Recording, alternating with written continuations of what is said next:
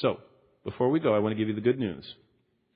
If Iran does not use their newly built nuclear weapon to start World War III, if Pakistan and India don't nuke each other and start a conflagration involving 1.5 billion people, if North Korea doesn't use the new atomic bomb long-range missile that they are testing this week, in spite of Hillary's visit, that could reach our west coast.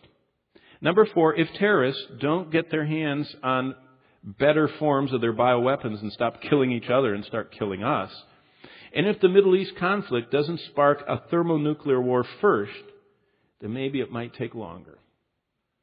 But above all this gloom and doom, each of us tonight know the one who promised that the Lord himself shall descend from heaven with a shout, with the voice of the archangel and with the trump of God, and the dead in Christ shall rise first. And then we who are alive and remain shall be caught up. There's the word rapture that's not in the Bible. It's the word caught up, which is the word harpazo, which comes from where we get the English word harpoon. Jesus is going to reach in and pull out. He's going to harpazo. He's going to catch up together with them into the clouds to meet the Lord in the air, and so shall we ever be with the Lord. And what's the purpose of prophecy? Wherefore comfort one another with these words.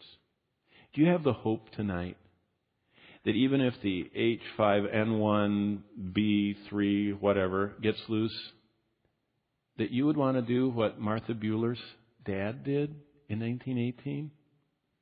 You know what he did? He kissed his wife and kids, tucked his Bible under his arm, said, I don't need anything else because they're not going to last long. I want to go tell them about Jesus Christ as they turn blue and start coughing up their blood and dying, shivering and falling over. That's what happens when you believe the truth. You're filled with hope.